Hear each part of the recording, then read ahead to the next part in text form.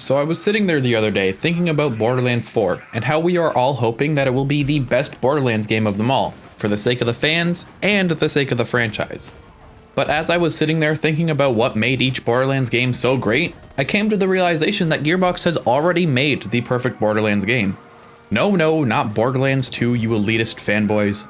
But I'm also not about to call Borderlands 3 the perfect one either. It's actually a bit more complicated than that. You see, while Gearbox has already made the perfect Borderlands game, it hasn't been within one single game, but rather each one they've made has had multiple components of the perfect Borderlands game. But which parts should Gearbox take from the other games to use in Borderlands 4? Hey Vault Hunters, I'm Constant Canadian, and this is creating the perfect Borderlands game. Starting with the original Borderlands game. This game is often dismissed as being too old, which considering it's coming up on 20 years now is relatively excusable. But Borderlands 1 did a lot of things correctly. The most commonly brought up point is that this particular game has by far the best atmosphere or feel of all the Borderlands games. In Borderlands 1, you're simply a Vault Hunter, searching the planet for this ancient alien tech in hopes of riches, weapons, or power. And while this is true in every other Borderlands game, it takes almost a backseat to your role as the hero of the story. In every other Borderlands game, you're not hunting the Vault to hunt the Vault. You're hunting the Vault or Vaults to save Pandora, or Elpis, or Eden 6. And while sure in Borderlands 1 you help people avenge their wife or clean up the racetracks and whatnot, those quests are just a hurdle to get over on your way to open the Vault. In every other Borderlands game, you're opening the Vault for the greater good, to save the universe from untold danger. And it makes the games feel a lot more akin to a superhero game than its own thing. It's part of why Borderlands 1 feels so much different from the other games. It's not a game about saving the world, it's a game about opening the Vault, which I think Borderlands 4 really needs to come back to, if even only a little bit. Another area where Borderlands 1 actually got it 100% right is in its various class mods. The class mods in Borderlands 1 are the perfect sweet spot between Borderlands 2's fixed passives and Borderlands 3's and Wonderland's randomized passives. For class mods in Borderlands 1, they have one primary stat that they will always boost, up to 3 skills with varying buffs to them, and then they will also have a secondary passive boost that can be one of 2 different stats that relate to the primary stat. This is an amazing system for me as it allows for some diversity while not making farming an absolute nightmare. If they do bring this system back in Borderlands 4, which is unlikely, then they would definitely need a bit more than 2 possible secondary stats, but no more than 9 or 10 to keep farming realistic. Class mods in Borderlands 1 are by far my favorite of the whole franchise and actually help reinforce the class system rather than essentially replacing it. Borderlands 1 shows its age more and more each year, but these 2 points always stand out to me when I do my occasional playthrough. I give Borderlands 2 a really hard time on this channel. However, to nobody's surprise, it also got a couple of things right. The first major thing that I feel Borderlands 2 did great was enemy variety. This game is full to the brim of enemies of all different types and species. This keeps combat relatively fresh as you're very rarely fighting the same type of enemy for more than 30 minutes. What's also super cool is the many maps in this game where there is combat between 2 different types of enemies, which makes the game feel so much more alive than others in the series. The other games do have sections where different enemy types are supposed to be fighting each other. In fact, Borderlands 1 does a great job of it in the Iridian Promontory. But aside from that, it feels more like 2 different enemy types fighting you, rather than actually fighting each other.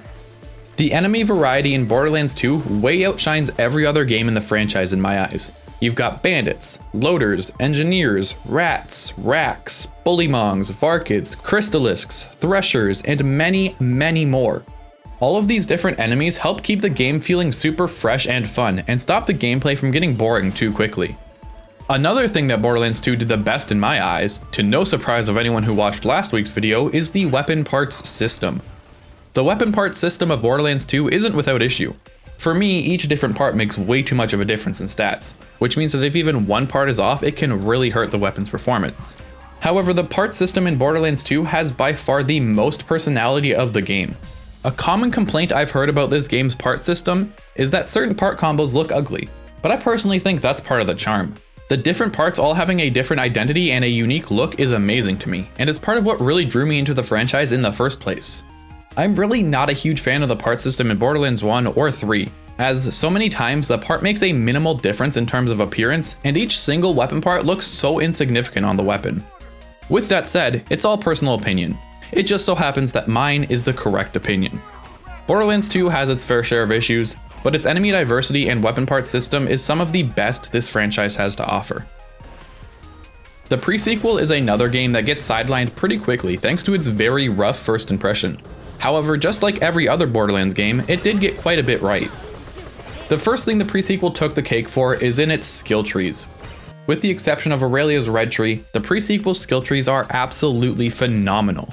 They all feel super well thought out, and pair really well together despite all being uniquely specific. The pre-sequel is the only other game, aside from Borderlands 1, that allows you to get every single capstone for your character, and yet there is still so much build diversity with each character, thanks to the genuinely well thought out skill trees and something else we'll talk about soon. The pre-sequel also did great in its character dialogue. We need to get back to Helios Station, but we can't until we take down a jamming signal somewhere on this moon. This concept was an entirely new and unexpected one for the franchise, but it makes a huge difference for the overall immersion of these games. Having our character actually respond to the things being said to them was an amazing change, and made our characters feel more involved in the story, if even only slightly. Gearbox attempted to recreate this magic in Borderlands 3, but the Vault Hunter's responses for the most part felt more soulless and generic. A long-time problem with these games has been the lack of actual involvement in the story from our Vault Hunters, and while the dialogue didn't fully fix that issue, it was certainly a step in the right direction. Another thing that the pre-sequel absolutely nailed is its late game balance. Balance is a big ol' struggle for Borderlands games it seems, and in the two major Borderlands games, way too much power is given to one side. In Borderlands 2, enemies are insanely strong, and in Borderlands 3, the player character is insanely strong.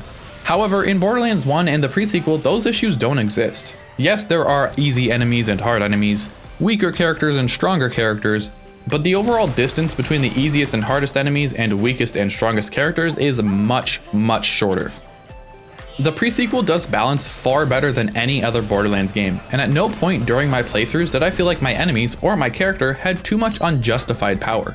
The overall balance of the pre-sequel is fantastic, and it really makes the game that much better. And if you're one of the people still holding out on the pre-sequel, give it a shot. I guarantee you'll have a good time.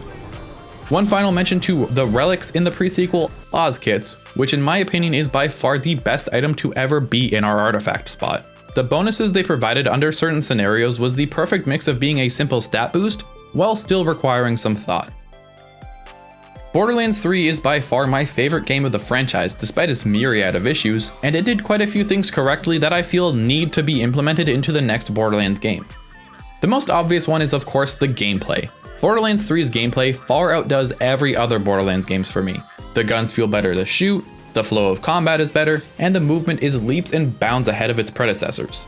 This is by and large the reason that Borderlands 3 remains my favorite to this day. Sure, class mods are better in 1, the enemies are better in 2, and the artifacts are better in the pre-sequel, but all of those games pale in comparison to the feeling of sliding past your enemies, popping them in the head, and then mantling behind cover. The gameplay of Borderlands 3 is just so much better than every other game in the series, and it genuinely takes some adjustment time when I go back to playing the older games to get used to how much less fluid the gameplay is. Another huge thing that Borderlands 3 did was make True Vault Hunter mode optional. If you watched my video about the good, the bad, and the ugly of Borderlands 2, then you'll know one of my major pain points with that game was that in order to actually get to the endgame content of this game, you had to beat the story 3 times, which really dragged out the experience for me and a lot of other players. I personally like the option of doing an extra playthrough after I finished building my character to play through the game as the canonical badass I'm supposed to be. Prototype 1 and 2's New Game Plus did this very well. But having 3 playthroughs is too much, and for a game like Borderlands 3 with a very long and relatively unengaging story, having even 2 playthroughs be mandatory would have been a massive turnoff for a large part of the player base. Luckily, in Borderlands 3 you can simply activate Mayhem mode and then there is zero difference between normal mode and True Vault Hunter mode. This means that the option is still there for people who want to do a final story playthrough with a max level fully built out character, while not requiring it for basic progression, which made a huge difference in the success of this game. The final thing that Borderlands 4 should take from Borderlands 3 is the endgame. Relax Borderlands 2 fanboys, put down your pitchforks. While I do agree that Borderlands 3 was severely lacking in standalone raid bosses, really only having 2 or 3 if you count Vermi, it far made up for it with the multitude of other endgame challenges to be taken on, like the Maliwan takedown, the Guardian takedown, the Trials, though I do wish there were a difficulty between easy mode and Dark Souls, and the replayable Slaughter maps. A lot of people see a lack of standalone raid bosses and just immediately dismiss Borderlands 3 as endgameless. But this game has far more hours of endgame content than any others in the series, even if I would have appreciated 2 or 3 more standalone raid bosses or slaughters in the DLCs. Borderlands 3's endgame just really has something for everybody, whereas in Borderlands 1, 2, and the pre-sequel, if you don't like raid bossing, it'll be very difficult to enjoy yourself for more than a few hours. Borderlands 4's release date grows ever nearer, and while it will probably be entirely different than anything we've gotten so far, if it has the class mods and feel of Borderlands 1, the enemy variety and part system of Borderlands 2, the skill trees, balance, and relic items of the pre-sequel, and the endgame and gameplay of Borderlands 3, then it would for sure be my absolute perfect Borderlands game. I'm curious to know what your thoughts are on this though. Do you agree with my picks here? Let me know in the comments down below. Thank you all so much for watching, have a fantastic day.